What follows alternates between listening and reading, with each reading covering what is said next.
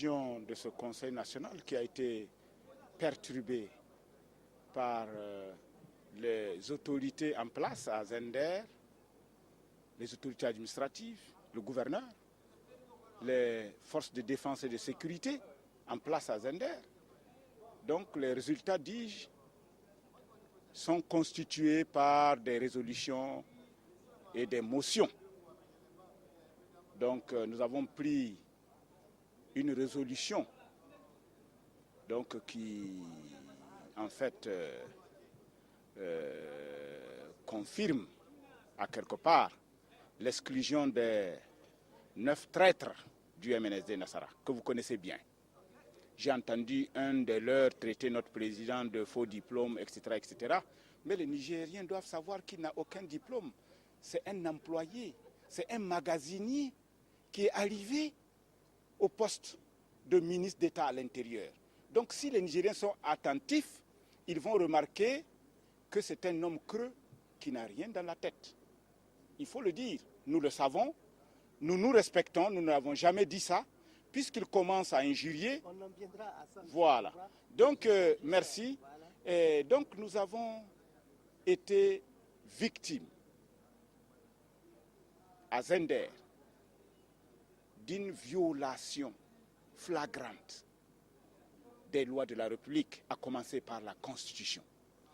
Parce que une réunion du Conseil national a voulu être interdite par les autorités administratives après que nous ayons été poursuivis en justice, en référé le 31, la délibération de la justice, le tribunal de grande instance hors classe de Niamey, donc qui a débouté ceux qui ont porté la plainte d'interdire notre réunion et qui a confirmé que nous avons droit.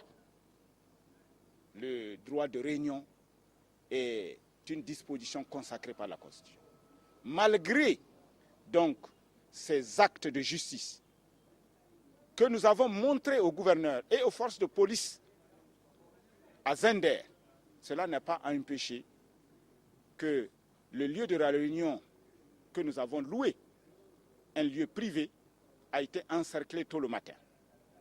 Le président du parti, Alassane Oumarou, quand on a voulu accueillir à l'aéroport, ça a été interdit. Le président a dû marcher à pied de l'avion jusqu'à peu près 500 mètres où on nous avait arrêtés pour qu'on retourne donc en ville. Quand nous sommes arrivés à la résidence où il a été logé, nous avons dit aux conseillères et aux conseillers nationaux, puisque l'autre lieu, le lieu prévu était occupé, de venir pour qu'on tienne le conseil parce que la cour était assez vaste.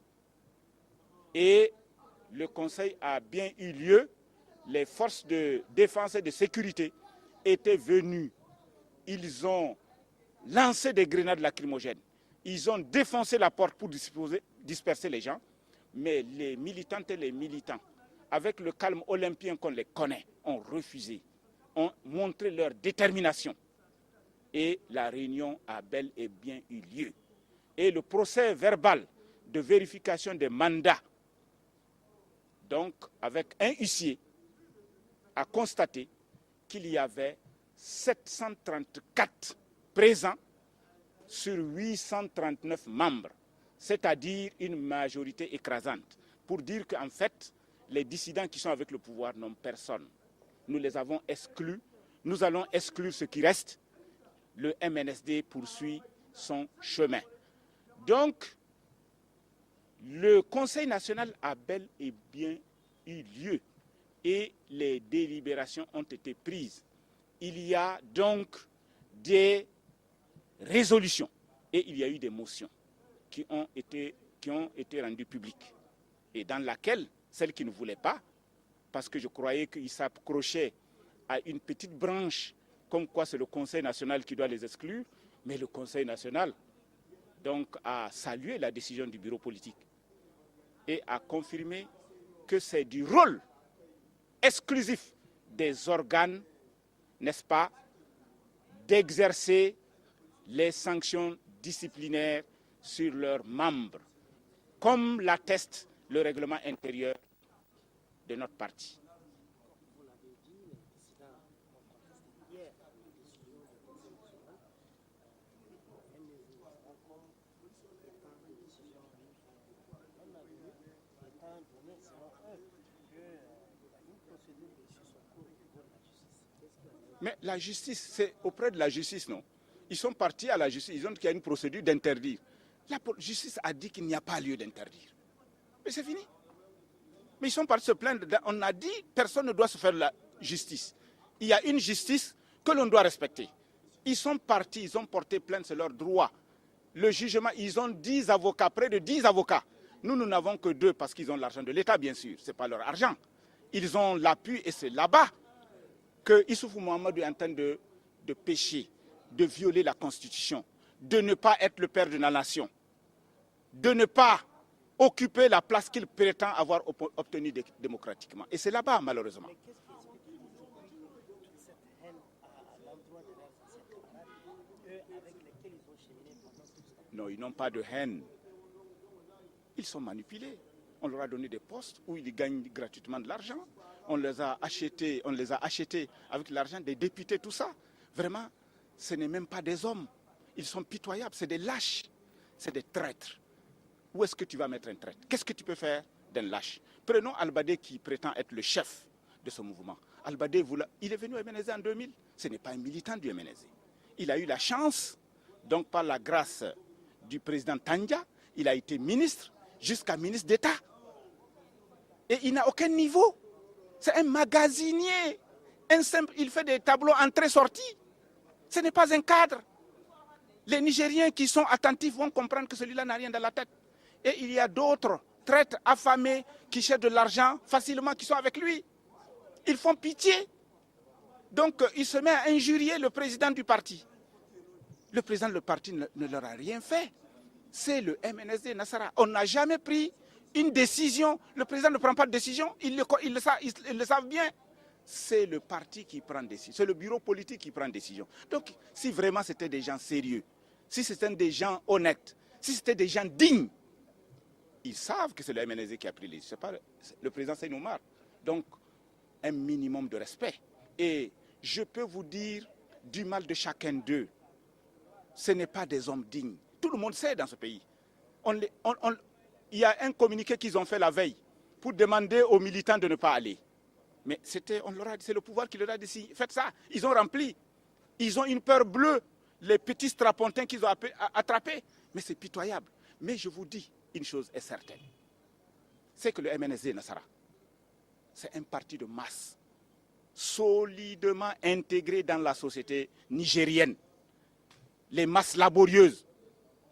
Le MNSD est implanté dans toutes les régions. C'est le seul parti véritablement national. C'est connu de tous. Donc le MNSD là, Issoufou ne peut rien contre le MNSD. Qu'il perd son temps. Maintenant, les Nigériens ont vu en grandeur, en miniature, ce qu'ils comptent faire en 2016. Vous voyez, la force. On dit du travail avec la raison et la justice, et travail avec la force. Donc, voilà un peu la méthode qu'ils sont en train d'expérimenter pour utiliser en 2016, mais ça ne passera pas. Je vais profiter de votre antenne pour quand même dire quelque chose qui m'a beaucoup écœuré. À Zender, j'étais un témoin. J'ai vu des capitaines des forces de défense et de sécurité venir sans papier, sans aucun papier, n'est-ce pas, attaquer des paisibles citoyens, violer donc une concession privée. Je leur ai dit, écoute, faites attention. J'ai dit à un des capitaines, un des officiers sur place, j'ai dit, monsieur l'officier, faites attention. Vous êtes des officiers, vous êtes des cadres.